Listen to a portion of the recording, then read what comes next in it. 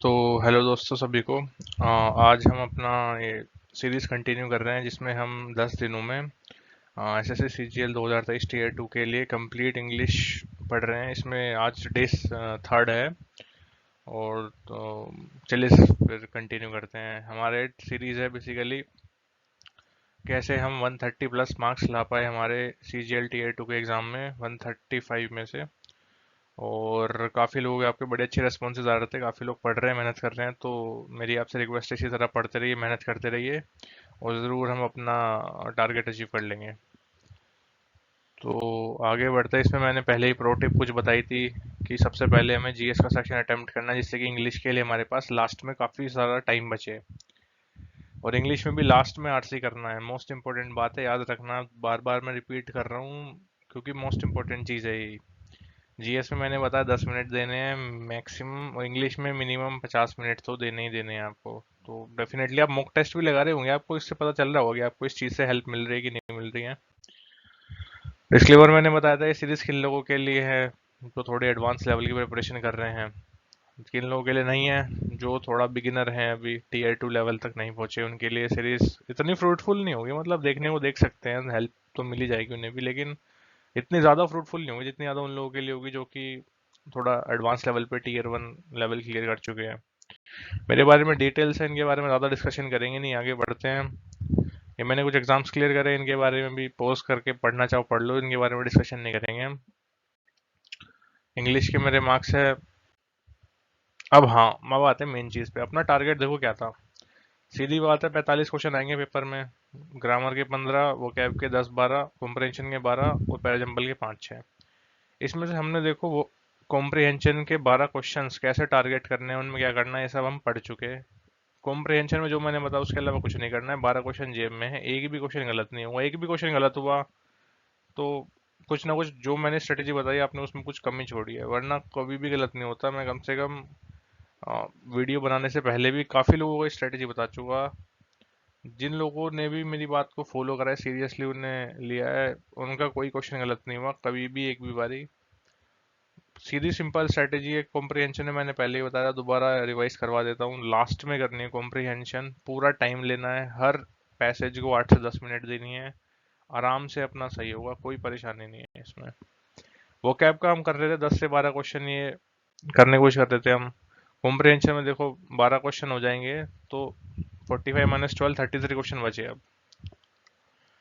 जैसे कि मैं पहले ही बता रहा हूँ, मैंने होमवर्क दिया था, आप होमवर्क करते रहिए, क्योंकि देखो अगर आप होमवर्क नहीं करेंगे ना तो इससे क्या दिक्कत होगी कि फिर बाद में बहुत सारा जो काम है वो सारा इकट्ठा हो जाएगा और फिर अल्टीमेटली प्रेशर बनेगा बाद में। इससे अच्छा डेली का काम डेली निपटाते हुए चलो, जिससे कि बाद में कोई भी प्रॉब्लम ना आए। वोकेबलरी कर रहे थे हम। वोकेबलरी में 10 से 12 क्वेश्चन आते हैं। मैंने आपको पहले इसमें बताया हुआ था कि A2, B2, C3, C7 ये टॉप 200 इसमें करने हैं। जो ये इसकी हमारी ब्लैक बुक की बुक है, इसमें जो भी मैंने आपको बताया था वो पहले से आपके याद है अगर तो आगे बढ़िए, वरना देखो थोड़ा प्रॉब्लम आ सकता है आपको। अगर आपने नहीं किया है तो अभी भी मैं बोलूंगा कि पहले ये सब लर्न करके फिर ये सेशन देखिए। और ये सेशन भी सारे कंटिन्यूएशन में है, पहले डे 1 डे 2 दोनों आ चुके हैं, आप वो देख लेंगे तो आपको डे 3 फिर अच्छी तरह समझ आएगा, वरना थोड़ी प्रॉब्लम इसमें भी हो सकती है आपको। तो वोकेबलरी में भी देखो 3 चीजें हैं। वन वर्ड सब्स्टिट्यूशन ये हम लास्ट वीडियो में डिस्कस कर चुके हैं। इस वीडियो में हम बात करेंगे इडियम्स एंड फ्रेजेस की। ये अगला इंपॉर्टेंट टॉपिक है वोकेबलरी में, जो कि आपको मतलब आना चाहिए। अब मैं मान के चल रहा हूँ कि आपने 200 वर्ड्स जो हैं वो याद करे हुए हैं, तभी हम एडवांस लेवल पे आगे बढ़ सकते हैं। तो चलिए अब स्टार्ट करते हैं इडियम एंड फ्रेजेस से सीधा सीधा। सबसे पहला क्वेश्चन देखते हैं। ये मैंने जो रिसेंट एग्जाम हुए हैं उनसे इंपॉर्टेंट क्वेश्चंस लिए हैं, जिससे कि मैं आपको समझा सकूं कि हमें कैसे टारगेट करना है, आगे क्या क्या चलना है इसमें। तो सबसे पहले हमारा वर्ड है, देखो इसमें, left out in the cold. अब left out in the cold, देखो इसके वर्ड का जहाँ भी इडियम एंड फ्रेजेस आए ना, सबसे हमारा मेन इंपॉर्टेंट पॉइंट होता है कि देखो इडियम बनते कैसे हैं। जब कोई भी बात को ना हम इस तरह से बोले कि उसका बात तो कुछ, उसका लिटरल मीनिंग तो कुछ और हो, लेकिन वो मैसेज कोई और कन्वे करे, मतलब एक लॉन्गर मैसेज कन्वे कर रहा है वो। जैसे हमें लिखा है left out in the cold, तो सबसे पहले इसमें इडियम्स में हमारा टारगेट होगा कि जो लिटरली इडियम है उसका मतलब क्या है, एग्जैक्ट उसके वर्ड्स का मीनिंग क्या है।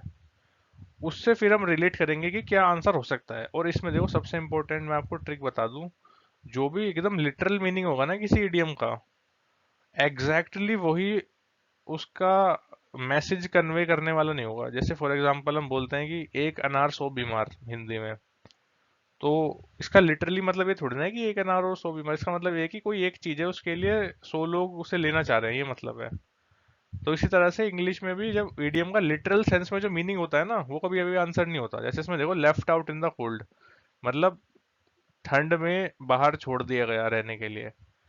अब देखो इसका लिटरल मीनिंग तो ये वाला ऑप्शन टू दिखा रहा है, to be are extreme weather condition.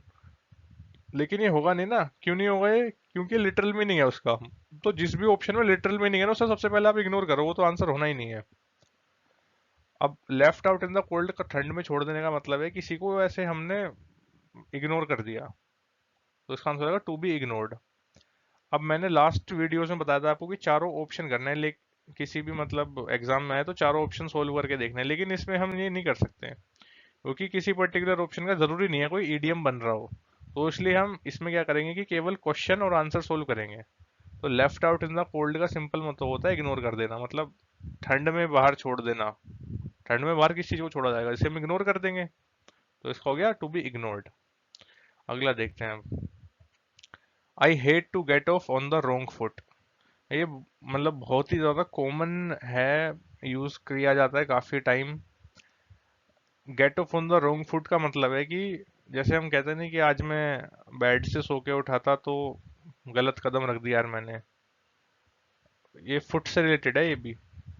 या फिर हम कहते हैं कि जैसे दो अनजान लोग आपस में मिले, लेकिन उनकी शुरुआत अच्छी नहीं हुई, मतलब शुरू में झगड़ा हो गया जाने अनजाने में, तो उसे हम कहते हैं get off on the wrong foot. मतलब कि शुरुआत करनी थी किसी चीज की, लेकिन वो गलत तरीके से शुरुआत हो गई। जैसे हमने प्रेडिक्ट किया था अच्छे से शुरुआत होगी, वैसे शुरुआत हुई नहीं। तो ये देखो इसमें ऑप्शन कौन सा मैच कर रहा है। To start something with neutral effects, neutral factors. To start something with positive factors, देखो पॉजिटिव भी नहीं होगा न्यूट्रल भी नहीं होगा, गलत होगा ये। टू स्टार्ट ए रिलेशनशिप और एक्टिविटी बैडली, हाँ देखो ये इसका आंसर सही है बिल्कुल, थर्ड ऑप्शन। मतलब कोई चीज गलत तरीके से शुरू करना। अब देखो इसका get off the wrong foot का लिटरल मीनिंग भी इसने दिया हुआ है, to start something with injury on the wrong foot. जो लिटरल मीनिंग होगा ना, जो एग्जैक्ट उसका मतलब ही होगा उस बात का, वो कभी भी आंसर नहीं होगा, ये तो पहले एलिमिनेट कर दो आप। तो रॉन्ग फुट का देखो आप, अगर आपको देखो इसका आंसर ही नहीं पता होता ना, रॉन्ग फुट से मतलब यार कोई नेगेटिव सेंस की बात हो रही है। और क्योंकि नेगेटिव सेंस की बात हो रही है तो पॉजिटिव भी नहीं आएगा न्यूट्रल भी नहीं आएगा, नेगेटिव में ये दो ऑप्शन है बस। और लिटरल जो उसका एग्जैक्ट मीनिंग है वो तो होना नहीं कभी आंसर, तो ये तो एलिमिनेट ही कर दे, इससे भी थ्री ऑप्शन आएगा। अगर आपको इसका आंसर पता भी नहीं था तो मैं बता रहा हूँ कि अगर आपको आंसर किसी का पता भी ना हो ना, तब भी आप सोल्व कर सकते हो ईडीएम फ्रेजेस में इस तरीके से कि भाई जो एग्जैक्ट मीनिंग होगा वो तो होगा नहीं उसका, तो चौथा ऑप्शन गया। और रोंग फुट है मतलब कोई नेगेटिव सेंस की बात कर रहा है, रोंग फुट की कोई मतलब पॉजिटिव तो बात होगी नहीं, तो पॉजिटिव न्यूट्रल हटा दिया आपने, सीधा आंसर हो गया नेगेटिव वाला। ठीक है, अब अगला देखते हैं। अगला है अ leopard can't change it's spots. मतलब ये बोल रहा है कि जो लेपर्ड है, तेंदुआ है, उसके वो अपने धब्बे कभी चेंज नहीं कर सकता। देखो लिटरल सेंस से आपको मतलब समझ आ रहा होगा कि कोई इंसान बदल नहीं सकता, मतलब कितना भी चाहे। जैसे हिंदी में भी इसकी सिमिलर कहावत है कि कुत्ते की दुम है वो कभी सीधी नहीं हो सकती। बिल्कुल वही एग्जैक्ट इसका सिमिलर मतलब है इंग्लिश में भी, leopard can't change his spots. मतलब कोई बदल नहीं सकता, आप कितनी भी कोशिश कर लो उसे, वो बदल नहीं पाएगा। अब देखो इसमें कौन सा ऑप्शन है, इसमें दूसरा ऑप्शन है, you can not change who you are. ये एग्जैक्ट इसका आंसर है। अगला देखते हैं। We dodged a bullet when we didn't fall for the agents words.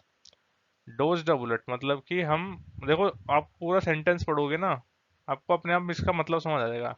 ऐसे वाले इडियम फ्रेज जिनमें पूरे सेंटेंस में उसे यूज करा जाता है ना, उनमें मतलब निकालना और भी ज्यादा इजी हो जाता है। इसलिए वो वाले इडियम फ्रेज थोड़े पहले अटेम्प्ट करने चाहिए, उनमें एक्यूरेसी ज्यादा होती है।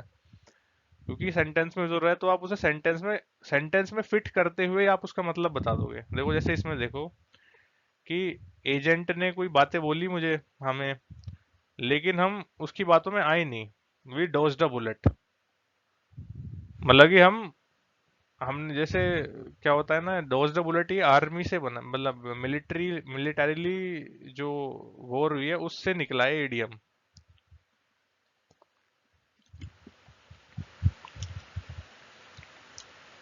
मतलब कि हमने एक बुलेट हमारे ऊपर आई और हमने बुलेट को बर्दाश्त कर लिया, मतलब झेल ली हमने बुलेट, बुलेट से हमें क्षति नहीं पहुंची कोई। तो मतलब हमने कोई ऐसी बैड सिचुएशन हमारे ऊपर आने वाली थी लेकिन हमने उसे अवॉइड कर दिया, हम उससे आहत नहीं हुए, ये मतलब है इसका। तो यहाँ पे देखो ऑप्शन क्या है, यही वाला ऑप्शन, पहले वाला ही ऑप्शन सही है। To narrowly avoid a situation, मतलब कि कोई कोई हमारे ऊपर डेंजर आ रहा था लेकिन हमने उस डेंजर को अवॉइड कर दिया, ये मतलब हुआ इसका। अगला देखते हैं, the best of both worlds. अब देखो इसका हिंदी में एग्जैक्ट मतलब है दोनों हाथों में लड्डू होना, मतलब दोनों चीजों का, दोनों अपोजिट चीजों का, दोनों अलग अलग चीजों का फायदा में मिल जाना। The best of both worlds. अब देखो ऑप्शन देखो, good things come after bad things, नहीं मजा नहीं आ रहा। मेक पीपल कंफर्टेबल, ये भी नहीं है answer. Better to show then, ये भी नहीं आंसर। इसका मोस्ट सुटेबल आंसर ये है, एन आइडियल सिचुएशन, मतलब कि चिट भी मेरी हो गई पट भी मेरा हो गया, इस ए चीज का भी मुझे फायदा मिल गया और बी चीज का भी मुझे फायदा मिल गया, तो मतलब मेरे लिए आइडियल सिचुएशन होगी वो, तो इसका फोर्थ ऑप्शन आंसर करेक्ट हो जाएगा। अब अगला देखते हैं, इसमें क्या है, बर्न द मिडनाइट ऑयल। अब देखो ये हिंदी में भी हम बहुत तो यूज करते हैं, हमारे गांव देहात में काफी इसका इस्तेमाल करते हैं कि भाई जो इंसान रात रात भर तेल फूकेगा वो तो सफल होगा ही, ये वही मतलब है इसका। मिडनाइट ऑयल का मतलब क्या हुआ, देखो ये कहाँ से निकला है ये इडियम। जैसे पुराने जमाने क्या आता था, बिजली तो होती नहीं थी, तो जो स्टूडेंट्स होते थे वो कैसे पढ़ाई करते थे, वो क्या करते थे कि लैंटर्न, लालटेन कहते थे हम तो उधर, लैंटर्न होता था, उसमें मिट्टी का तेल डालते थे, ऑयल, और उससे जला के रात को पढ़ते थे। तो इसका बेसिकली मतलब होता है कि मेहनत करना। मिडनाइट ऑयल मतलब कि आधी रात को तेल जलाना, तेल जलाने का मतलब है कि कैरोसिन से या मिट्टी की किसी भी चीज से, मतलब दिया जलाना या फिर लालटेन जलाना, उसमें पढ़ना, उसकी रोशनी, मेहनत करना उसमें, मतलब आधी रात को तेल जला के इंसान मेहनत कर रहा है, ये मतलब है बर्न द मिडनाइट ऑयल का। तो देखो स्लीप वेल तो मतलब ही नहीं इसका कुछ, put the things fire at night, देखो ये लिटरल मीनिंग ये वो है इसका कि आग जलाना रात को, ये बिल्कुल ही गलत हो गया, तो पहले ही हटा दो। Want to be a place में, ये भी नहीं है। वर्क अंटिल, हाँ ये है, देखो बिल्कुल, रात को मेहनत करना मतलब जज्बे के साथ लगे रह के तैयारी करना, मेहनत करना, ये मतलब work until late at night. ठीक है ना, आगे देखते हैं अब, बेंड ओवर बैकवर्ड्स। अब देखो बेंड ओवर बैकवर्ड्स का मतलब है कि किसी इंसान का किसी को लुभाने के लिए जितनी जरूरत हो उससे ज्यादा झुक जाना। कई बार क्या होता है कि इंसान एक तो थोड़ा सा किसी की रेस्पेक्ट में झुकता है, bending over, bend over backwards का मतलब है कि बिल्कुल ही उसे एकदम लंबलेट हो गया उसके सामने, बिल्कुल पूरी तरह से उसे इम्प्रेस करने के चक्कर में इंसान ने क्या करा कि पूरा एकदम खुद की सेल्फ रेस्पेक्ट ही खत्म कर दी। तो ये होता है बेंड ओवर बैकवर्ड्स का मतलब कि देखो इसमें क्या है, ये ऑप्शन सीधा है फोर्थ वाला, working hard to try to impress, मतलब किसी को इम्प्रेस करने के चक्कर में मैंने खुद की सेल्फ रेस्पेक्ट थोड़ी डाउन करके उसे इम्प्रेस करने के लिए मैंने काफी ज्यादा एफर्ट लगाए। अब ये देखो आपने ये भी कभी बार सुना होगा कि व्हाट अ स्मॉल वर्ल्ड, मतलब कितनी छोटी दुनिया है। इसका मतलब ये है कि जैसे मैं, कई बार क्या होता है कि मान लो हम किसी अनजान आदमी से मिले हम ट्रेन में, तो हमारी मुलाकात हो गई, अब हमें लगा कि यार अब तो बहुत बड़ी दुनिया है यार, कि कहीं चला जाएगा अपने रास्ते, हम कहीं चले जाएंगे।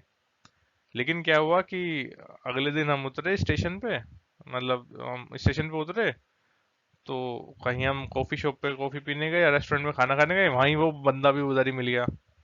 तो हम कहेंगे यार बड़ी छोटी दुनिया है, तुम तो ट्रेन में भी थे और यहाँ पे भी हो, मतलब इतनी छोटी दुनिया है कि दो आदमी इतनी भी दूर नहीं हो पाए कि वो बाद में ना मिले, ये है इसका मतलब।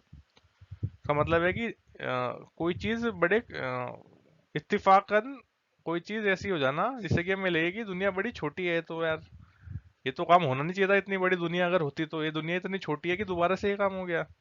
तो ये है इसका मतलब कोइंसिडेंस इतना गजब का हो गया कि यार कमाल हो गया।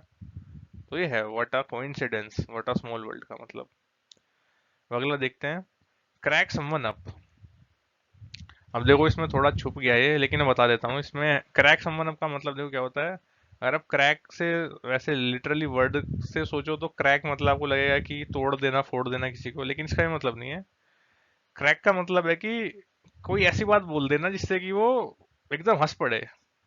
क्रैक ये वर्ड देखो मैं बताता हूँ कैसे आए। वो है जैसे कोई कोई होता था कि बहुत ही ज्यादा गंभीर धीर गंभीर किस्म का आदमी होते थे, तो वो उन्हें हंसाना मतलब होता था कि उन्हें क्रैक करना, तो उन्हें क्रैक करना इजी नहीं होता था। तो जो भी इंसान उन्हें कोई ऐसा जोक सुनाए या कुछ ऐसी बात बोले जिससे कि वो हंस ले, या कोई ऐसी मूवी दिखा दे, कोई ऐसा चुटकुला दिखा दे जिससे वो, तो हम कहते हैं कि he is able to crack this person. मतलब जो बंदा इतना ज्यादा गंभीर रहता है उसे भी क्रैक करना इसके लिए कितना आसान हो गया। तो इसका मतलब होता है टू मेक समवन लाफ। ये पीछे छुप गया है, इसका मैं बताता हूँ। टू मेक समवन लाफ लिखा है, ये आंसर होगा इसका थर्ड वाला। मतलब किसी को हंसा देना, उसे कहते हैं क्रैक करना, क्रैक समवन। अब अगला है कीप काउंट ऑफ। अब देखो आपको ये तो वर्ड से ही समझ रहा हो। कीप काउंट ऑफ मतलब किसी का हिसाब किताब रखना, तो इसका सिंपल है बिल्कुल, टू रिमेम्बर ए टोटल। इसमें सिंपल आगे बढ़ते हैं। You can not throw dust in to my eyes, मतलब तुम मेरी आंखों में धूल नहीं झोंक सकते। ये तो हिंदी का बहुत ही ज्यादा फेमस इडियम है। इसका मतलब आप सबको पता हुआ है, किसी को पागल बनाना, किसी को मिसलीड करना, डिसीव करना। फोर्थ ऑप्शन इसका आंसर हो गया। अगला है अ प्लम जॉब। अब प्लम जॉब का मतलब देखो, सबसे पहले मतलब डिविजनल अकाउंटेंट की जॉब के लिए बोला जा सकता है प्लम जॉब। मतलब एकदम ही इजी लो जॉब, जिसमें मतलब एकदम मजा आए, कोई टेंशन नहीं, कोई दिक्कत नहीं। प्लम मतलब बेसिकली होता है कि हम कोई फ्रूटफुल जॉब है कोई, मतलब कि ऐसी जॉब है जिसको करने में हमें कोई दिक्कत नहीं हो, मजा आ रहा हो, एकदम बेहतरीन जॉब हो, बढ़िया सैलरी हो, आराम हो, टेंशन फ्री, मतलब प्रेशर ना हो, जिसमें मजा मजा मजा आ जाता है जिस जॉब में, वो उसे कहता है प्लम जॉब। तो डिफिकल्ट जॉब नहीं होगा, रेयर भी नहीं होगा, एक्सटेंसिव भी नहीं होगा। ये है इजी एंड प्लेजेंट जॉब, मतलब मजेदार नौकरी जिसमें कि काम करते हुए मजा आए, कोई टेंशन ना हो, कोई दिक्कत ना हो। अगला देखते हैं कीप ए स्ट्रेट फेस। अब स्ट्रेट फेस रखने का देखो आपको मतलब समझ आ रहा होगा। स्ट्रेट फेस मतलब होता है कि सीधा फेस। सीधा फेस का मतलब हो गया कि सीधा क्या होता है, कोई चीज सीधी कब होती है, जब वो इधर उधर मुड़ती नहीं है, सीधी चलती रहती है। मतलब चेंज ना होना, मतलब कि बिल्कुल से वैसा रहना, मतलब एकदम अपना क्या कहते हैं, इमोशंस चेंज ना करना अपने चेहरे पे। स्ट्रेट फेस का मतलब बेसिकली यूज करते हैं कि जैसे किसी इंसान ने आपको कुछ कहा, तो आपने उसका रिएक्शन कुछ नहीं दिया। आपने जैसा चेहरा आपका उस बात को कहने से पहले था, वैसा ही चेहरा और वैसे ही इमोशंस आपके फेस पे उस बात को बोलने के बाद हुए, तो उसे हम कहते हैं स्ट्रेट फेस रख रहा है बंदा। मतलब ये बंदा अपने इमोशंस जो हैं वो कोई सी भी तरह के हो सकते हैं इमोशंस, हंसी के या फिर गुस्से के, मतलब किसी भी, मतलब इंसान अपने इमोशंस शो नहीं कर रहा, सेम इमोशंस रख रहा है अपने। तो ये मतलब होता है इसका। अब बिकम वेरी कंफ्यूज्ड नहीं होगा, make more of an effort भी नहीं होगा, get on extremely well with someone ये भी नहीं होगा, नोट लाफ और not change expression even though you want to. हाँ ये है देखो सही, फर्स्ट ऑप्शन बिल्कुल इसका करेक्ट है। आगे बढ़ते हैं ओपन योर हार्ट। मतलब दिल खोल देना किसी के लिए। कोई कहता है ना कि भाई मैं तेरे लिए दिल खोल दिया यार अपना, तो जो चाहिए बता, दिल खोल के करेंगे काम। मतलब कि किसी के सामने दिल खोल देना, मतलब कई बार ऐसे होता है कि मान लो कोई हमारा, हम परेशान है किसी चीज की वजह से बहुत ज्यादा, और हम अपनी खुद ही चिंता अपने मन में लेके बैठे हुए हैं, लेकिन हमारा दोस्त आया कि यार क्यों परेशान हो रहा है भाई बता दे, तो हम बड़े सोच विचार के कहते हैं चल कोई नहीं यार, तू कह रहा है तो चल तेरे सामने दिल खोल के बताता हूँ मेरे साथ क्या क्या हुआ है। तो उसका मतलब है कि अपने जो मन के अंदर की बात है वो दिल खोले किसी को बता देना, सिंपल सिंपल मतलब। तो उसका मतलब हो गया शेयर योर डीपेस्ट फीलिंग्स, ये सेकंड वाला ऑप्शन इसका करेक्ट हो गया। अब आगे बढ़ते हैं। Right now my hands are full. मतलब कि भाई मेरे हाथ तो भरे हुए हैं अब जैसे कई बार ऑफिस में होता है कि मान लो असिस्टेंट सेक्शन ऑफिसर है, सेक्शन ऑफिसर ने बोला उसे सीएसएस वाले ने कि भाई यही काम भी कर ले यार जरा, थोड़ा सा और आ गया ये, आरटीआई आ गई इसकी, पार्लियामेंट्री मीटिंग की, ये कमेटी की ये रिपोर्ट भेजनी है। उसने यार सर मेरे तो हाथ पहले से फुल है, मैं इतना काम कैसे करूंगा, और काम मैं कर नहीं पाऊंगा। तो उसका सिंपल मतलब होता है कि मैं बड़ा बिजी हूँ सर, मेरे को और काम नहीं हो पाएगा, मैं पहले से ही, मेरे पास बहुत सारे काम है, ये हाथ भी फुल है देखो, ये हाथ भी फुल है, दोनों हाथ में काम है, और कितना काम दोगे जान लोगे मेरी। तो इसका मतलब होता है कि मैं बड़ा बिजी हूँ, मुझे और काम मत दो, मैं पहले से काफी परेशान हूँ। तो इसका मतलब होता है आई एम वेरी बिजी, मतलब मैं बहुत काम है मेरे पास, माई हैंड्स आर फुल। तो इडियम एंड फ्रेजेस में बेसिकली मेरा पर्पस आपको ये सब क्वेश्चंस कराने का ये था कि इसमें ना आपको बेसिकली क्या करना है कि जो वर्ड है, जो सेंटेंस लिखा है ना इडियम एंड फ्रेजेस में, उस सेंटेंस में आपको क्या करना है, केवल और केवल उस सेंटेंस में आपको उसका वर्ड, जो मीनिंग एग्जैक्ट, वो पता करना है। और उससे देखो दो चीजें हो सकती हैं, आपको जब मैं मीनिंग पता कर लिया आपने, या तो आपको उसका आंसर पता हो, आपने पहले पढ़ा हुआ हो। लेकिन जैसे वोकेबुलरी के मोस्ट ऑफ टॉपिक्स में क्या होता है कि अगर आपको आपने पहले याद नहीं करा होता ना, तो आप उसका आंसर लगा नहीं सकते। लेकिन इसमें फायदा है कि अगर आपको आंसर उसका पता भी नहीं होगा ना, आपने याद नहीं करा होगा, तब भी आप उसके लिटरल मीनिंग को, कोई ना कोई रिलेटेड हिंदी का मुहावरा होगा, या तो आप ऑप्शंस की मदद से उसे एलिमिनेट करके भी आंसर बता सकते हो। कोई ऐसी दिक्कत वाली बात होती नहीं है इसमें। लेकिन फिर भी मैं आपको ये एडवाइस करूंगा कि आप उसे मतलब तब भी उसे ढंग से आप ऐसा करो कि पहले से ही आपको एग्जाम में जाने से पहले वो इडियम एंड फ्रेज के आंसर आते हों, क्योंकि अगर आपको नहीं आते होंगे ना, तो आपको फिर प्रॉब्लम होगी काफी उसमें। तो जो मैंने डिस्कस करे ये तो देखो मोस्ट इंपॉर्टेंट थे, ये आपको करने हैं। इन जो मैंने पहले टॉप 200 याद करवाए थे उसके ब्लैक बुक के, वो मोस्ट इंपॉर्टेंट वो करने हैं। लेकिन इसमें थोड़ी सी और मेहनत आपको खुद अपने एंड से करनी पड़ेगी, क्योंकि इसमें देखो थोड़ा ज्यादा है करने के लिए। लेकिन इजी है, इडियम एंड फ्रेजेस वोकेबुलरी का मेरे हिसाब से सबसे इजी पोर्शन है, क्योंकि एक बार आपको ग्रुप ऑफ वर्ड्स का मतलब आता हो ना, तो फिर दिक्कत नहीं होती है आपको क्वेश्चन सोल्व करने में। तो इसके लिए आपको थोड़ा सा एक्स्ट्रा पढ़ना पड़ेगा, जैसे मैंने बाकी के लिए बताया था आपको सीजीएल टीयर 1 और सीपीओ के पेपर करने के बदला, लेकिन इसमें मैं बता रहा हूँ चारों के पेपर करो। सीपीओ 23 के, सीजीएल टीयर 1 23 के, टीयर 2 22 के और टीयर 1 22 के। थोड़ा सा ज्यादा है मैं समझ रहा हूँ, लेकिन ये आपको करना पड़ेगा। अगर आप ये सब सोल्व कर लेते हैं, और जो मैंने बताया टॉप 200 वाले ब्लैक बुक के वो कर लेते हैं, उसके अलावा आप कुछ नहीं करना, मॉक टेस्ट लगाना है। और मॉक टेस्ट में भी जो इडियम एंड फ्रेज है वो कंप्लीटली सोल्व करना है। इतना आपने कर लिया, उसके बाद इडियम एंड फ्रेज, कोई ऐसा इडियम फ्रेज नहीं आएगा जो इनके इन 4 एग्जाम में ना आया हो, उन 200 क्वेश्चन में ना हो, और मॉक टेस्ट में ना पूछा गया हो आपसे। अगर आप 10-15 मॉक टेस्ट दे देंगे ना इंग्लिश के, उसमें आपको इतने इडियम फ्रेजेस मिल जाएंगे, प्लस इन चारों पेपर्स में इतने इडियम फ्रेजेस मिल जाएंगे, प्लस जो टॉप 200 बार बार रिपीट होके आते हैं, जो ब्लैक बुक में पढ़ लिए, वो मिल जाए। उनके अलावा एक इडियम फ्रेज ऐसा नहीं बचेगा फिर आपको जो एग्जाम में आएगा जो आप नहीं कर पाओगे। कोई भी तरह की आपको प्रॉब्लम नहीं होगी इसमें। बस आपको क्या करना है, जितना मैं कह रहा हूँ उतना करना है, उसके अलावा नहीं करना। दुनिया भर की बुक्स आती है जिसमें 1000-1500 इडियम फ्रेज है, वो करने बैठ जाओ आप। या फिर ब्लैक बुक में भी क्या है कि शुरुआत में काफी सारे 1000-2000 इडियम फ्रेज दिए हुए हैं, वो आपको नहीं करने हैं, क्योंकि वो इवेंचुअली इतना फायदा नहीं होगा उसका। बेसिकली देखो काम क्या करना चाहिए, काम वो करना चाहिए जिसमें इनपुट तो मिनिमम हो और आउटपुट मैक्सिमम हो। सबसे जैसे मान लो खेत में हम कटाई करते हैं फसल की, हम क्या करते हैं, हम फसल मेन जो क्रॉप है वो काटते हैं ना, या फिर हम पूरा एकदम खेत साफ कर देंगे पहले। तो जैसे गन्ने काटते हैं, गन्ने में क्या है, जो गन्ना मेन गन्ना है वो उसे तुलवाने जाते हैं ना मिल में, जो फिर उसकी जो ईंख होता है उसे पूरे को तो नहीं ले जाते ना, जो मतलब दूध भी वो करते हैं ना, बिलोते हैं, क्रीम क्रीम निकाल लेते हैं ना। तो वही क्रीम निकालो ब्लैक बुक में से, प्रीवियस क्वेश्चन में से, किसी भी चीज से ना, तो उसका सबसे अच्छा प्रोडक्ट है वो निकाल के करो अपना। अगर आप उसे पूरा एकदम होलिस्टिकली कवर करने की सोचोगे ना, कि मैं पहले शब्द से लास्ट शब्द याद कर लूं, पूरा एकदम खत्म कर दूं ये, तो उसमें क्या होगा, आपके ऊपर प्रेशर पड़ेगा दिमाग के ऊपर। आपको ये नहीं लगेगी चीजें लिमिटेड है, आपको ये लगेगा कि चीजें अनलिमिटेड है, अनंत चीज है जो पढ़नी है। लेकिन सबसे इंपॉर्टेंट की जो मैं आपको कॉन्सेप्ट आपको सिखाना चाहता हूँ ना, वो ये है कि आपको अनलिमिटेड चीज कहीं भी कभी भी नहीं पढ़नी इंग्लिश में सीजीएल के लिए। आपको बहुत ही लिमिटेड स्ट्रेटेजिकली पढ़ना है बस। तो जितना मैं बता रहा हूँ ना, आप इतना कवर करो, इसमें आपका 100% ही कवर हो जाएगा। वो प्रायोरिटी भी मैंने बता दिया, सबसे पहले प्रायोरिटी किसे देनी है, सबसे पहले टॉप 200 याद करने हैं। अगर आपने कुछ नहीं पढ़ा तो आपने टॉप 200 याद कर लिए। अब सीपीओ का 2023 का पेपर उठाओ, उसमें सारे इडियम फ्रेज कर दो। उसके बाद भी आपने वो कर लिया, उसके बाद ये करो सीजीएल टीयर 1 23 के सारे इडियम फ्रेज, वो भी कर लिया। उसके बाद ये करो 22 के, उसके बाद टीयर 2 के, उसके बाद 22 के टीयर 1 के। अगर मान लो आपने, चलो टाइम कम बचा आपके पास, आपने ये नहीं कर पाया, तो भी कोई दिक्कत नहीं, तो भी आपके मैक्सिमम हो जाने चाहिए, तो भी कोई प्रॉब्लम नहीं आनी चाहिए।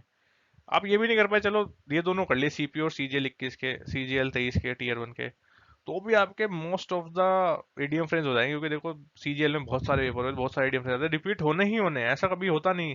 सीजीएल का मतलब ही है रिपीटेटिव एग्जाम, इसमें तो पहले से जो क्वेश्चन आ गए वही आने, कोई नया कोई चीज नहीं आनी इसमें। और जो पहले क्वेश्चन भी ऐसा नहीं कि 5 साल 10 साल पुराने आ जाएंगे, पहले के भी वही आएंगे जो अभी रिसेंटली आए, 1-2 साल में वही आएंगे वापस रिपीट होके कहीं ना किसी पेपर में। लेकिन बस ये इंपॉर्टेंट है मॉक टेस्ट सोल्व करते रहो, कि मॉक टेस्ट में क्या करता है वो, मान लो आप 10-15 मॉक टेस्ट देंगे, चार पांच आपको ईडीएम फ्रेज हर मॉक टेस्ट में मिल जाएंगे, तो 50-60 ईडीएम फ्रेज तो आपको ऐसे ही याद हो जाएंगे। तो ये बहुत इंपॉर्टेंट चीज है, आप इसे देते रहो, जितने ज्यादा मॉक टेस्ट दोगे उतना ज्यादा आपका कॉन्फिडेंस इंप्रूव होगा चीजों को सोल्व करने का। इतना करना है, इसके अलावा कुछ नहीं करना। दुनिया भर के कोचिंग वाले दुनिया भर की पीडीएफ देंगे आपको, सब इग्नोर करो, टोटल एकदम फाड़ के फेंक दो। टेलीग्राम मैसेज पे आती रहती है एडीएम फ्रेज की पीडीएफ, डिलीट कर दो उसे। फोन में फालतू स्टोरेज नहीं रखना, फोन में स्टोरेज रखोगे ना बाद में पढ़ने के लिए आपके दिमाग में वो क्लटर हो जाएगा पूरा, आप पढ़ नहीं पाओगे उसे। चीजें वो करो जो कर सकते हो, लिमिटेड है, कम टाइम में ज्यादा फ्रूट दे। सिंपल, मेरा तो यही कहना है। अब जो डिस्कशन कर रहा है उसके क्वेश्चन है कुछ, to have an axe to grind, इसका जरा मतलब बताओ। अच्छा, कुछ लोग मैं देखा था कमेंट सेक्शन में आंसर बताते हैं, लेकिन कुछ लोग, काफी सारे लोग नहीं बताते। तो मैं ये बताना चाहता हूँ, अगर मान लो आपको आंसर पता भी नहीं है ना किसी चीज का, तो आप क्या करो, जैसे to have an axe to grind है, इस ईडीएम को गूगल सर्च करो। गूगल सर्च करोगे एटलीस्ट, तब आपको मतलब पता होगा, तब आप आंसर बताओ। इससे क्या होगा कि कम से कम आपका, देखो मैंने एक ईडीएम फ्रेज पूछा, आपको नहीं आता, लेकिन आपने गूगल सर्च करा तो आपको आ गया, और आपने आंसर लगाया ना, उसका आंसर कमेंट सेक्शन में लिखा, तो आपको याद भी हो गया वो साथ साथ। तो भले ही इसका आंसर आपको नहीं आता, लेकिन आपको याद हो गया। आप ये मत सोचो कि मुझे नहीं आता तो मैं अटेम्प्ट नहीं करूंगा, अटेम्प्ट करो, आप फिर भी देख के अटेम्प्ट करो, सर्च करके, गूगल सर्च करके इसका आंसर बताओ मुझे क्या है। एक ये वाला, एक ये वाला, इन दोनों का आंसर जरा बताओ, देखे कौन कितनी अच्छी तैयारी कर रहा है, कौन किस लेवल पे है। तो चलिए, इस वीडियो में इतना ही था। डे 3 इस तरह से हमारा खत्म होता है ईडीएम फ्रेज का। मिलते हैं हम अगले सेशन में। थैंक यू, बाय बाय, जय हिंद।